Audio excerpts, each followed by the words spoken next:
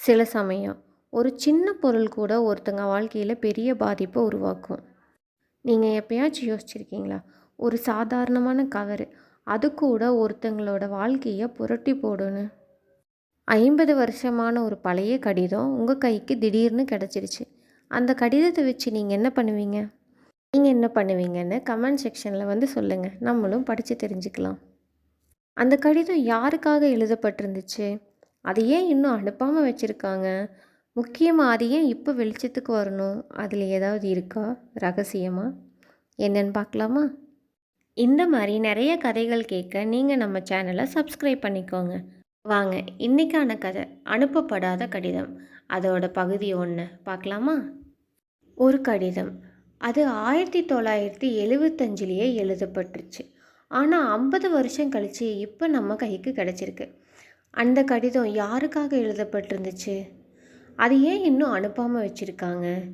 இன்னும் நிறைய கேள்விகள் இருக்குது. அந்த கடிதத்தினால வெளிச்சத்துக்கு வரப்போகிற விஷயம் என்ன? அருண் டவுன் போஸ்ட் ஆஃபீஸில் வேலை பார்த்துட்டு வரான்.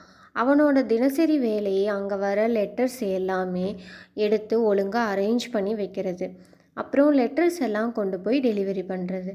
அதுதான் அவன் தினசரி வேலையாகவே இருந்துச்சு. ஆனால் அன்னைக்கு ஒரு நாள் அவன் கையில் எங்கிருந்தோ ஒரு கவர் வந்து விழுகுது.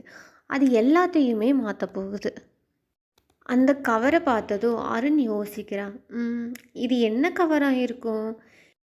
இந்த கவரோட கலரை பார்த்தாலே பழசாக இருக்கும் போல இருக்கே, அப்படியே மஞ்சள் கலர் மாதிரி இருக்குது அப்படின்னு சொல்லிட்டு டேட்டை பார்க்குறான். பார்த்தா 1975.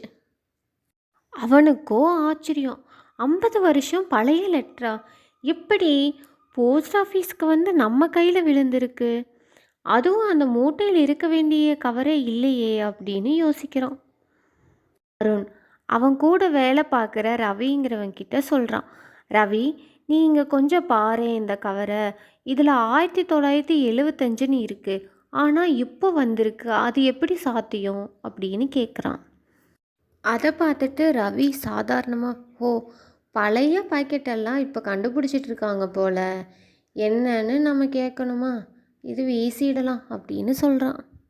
அதை கேட்டதும் அருண், இல்லை இல்லை, இதில் ஏதோ ஒரு ஸ்டோரி இருக்குது, அட்ரஸ் எல்லாமே ரொம்ப தெளிவாக கொடுத்துருக்காங்க, இது யாருக்கா இருக்கும் அப்படின்னு நான் தெரிஞ்சுக்கணும் அப்படின்னு சீரியஸாக சொல்கிறான்.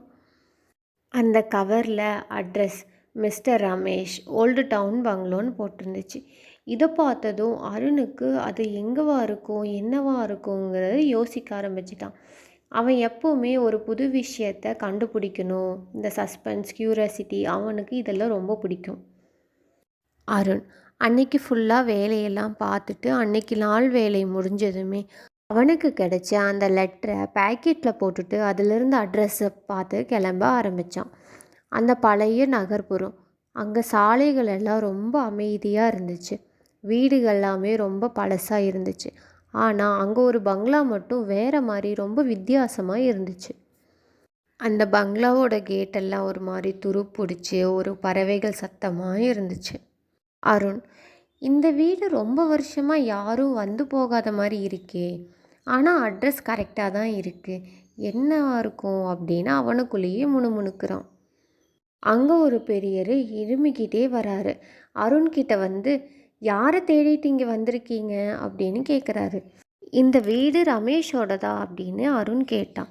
அதுக்கு அந்த பெரியவர், ஆமாம், இங்கே தான் இருந்தாங்க, ரமேஷ் சார் ரொம்ப நல்லவர், ஆனால் அவரு ஒரு நாள் காணாமல் போயிட்டாரு, அப்போலேருந்து இந்த வீடு காலியாகவே தான் இருக்குது அப்படின்னு அந்த பெரியவர் சொல்கிறாரு. காணாமல் போயிட்டாரா அப்படின்னு அருண் ஒரு மாதிரி சர்ப்ரைஸ்டாக கேட்குறான். ஆமாம், போலீஸ்காரங்கெல்லாம் வந்து தேடினாங்க, ஆனால் யாருக்குமே எந்த சாட்சியுமே கிடைக்கல, என்ன ஆனார்னே தெரியலை எங்களுக்கெல்லாம், இப்போ இந்த வீடு ஒரு கல்லறை மாதிரி ஆயிடுச்சு அப்படின்னு அந்த பெரியவர் சொல்கிறாரு. இந்த தகவல் எல்லாம் அருணோட ஆர்வத்தை இன்னுமே அதிகப்படுத்துச்சு. அந்த கடிதம் ரமேஷ் காணாமல் போனதோட தொடர்பாக இருக்குமா, என்னவா இருக்கும்? அந்த பங்களா செவத்து பக்கத்துலேயே உட்காந்து அந்த லெட்டரை ஓப்பன் பண்ணி படிக்கலான்னு திறக்கிறான். அதில் இருந்த காகிதம் ஃபுல்லாக ரொம்ப கசங்கின நிலையில் இருந்துச்சு. ஆனாலும் எழுதப்பட்ட வார்த்தைகள் நல்லா தெளிவாகவே இருந்துச்சு. அருண் அந்த லெட்டரை மெதுவாக படிக்க ஆரம்பிக்கிறான். நாளைக்கு நான் எல்லாருக்கும் ஒரு உண்மையை வெளிச்சத்துக்கு கொண்டு வர போகிறேன். நான் கண்ட பெரிய சதி அது. யாராலையுமே நம்ப முடியாது அப்படின்னு போட்டிருந்துச்சு. அந்த கடிதம் எழுதப்பட்ட தேதி ஜூலை 14, 1975. ரமேஷ் காணாமல் போன தேதி ஜூலை 15, 1975. அப்படின்னா ரமேஷ் காணாமல் போகிறதுக்கு ஒரு நாள் முன்னாடி இந்த கடிதம் எழுதப்பட்டிருக்குது. அன்னைக்கு நைட்டு ஃபுல்லாக அருணுக்கு தூக்கமே வரலை. அந்த கடிதத்தை மறுபடியுமே அவன் எடுத்து படித்து பார்க்குறான். அதில் இருந்த ஒவ்வொரு வார்த்தைகளும் ஒவ்வொரு முறை படிக்கும்போதும் வேறு வேறு மாதிரி ஒலிக்குது. சதி பெரியது, யாரையும் நம்பாதே.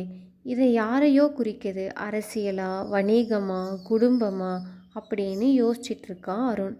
ரமேஷ் காணாமல் போனது ஒரு சாதாரண விஷயமா இல்லை அப்படின்னு அவனும் யோசிச்சுட்டே இருக்கான். இதை பற்றி எல்லாம் யோசிச்சுட்டே அவனோட ஃபோன் எடுத்து இதை பற்றி கேட்கலான்னு அவனோட ஃப்ரெண்டுக்கு கால் பண்ணுறான். ஹலோ மிதுன், நீ ஹிஸ்ட்ரியில் ரிசர்ச் எல்லாம் பண்ணுவதானே?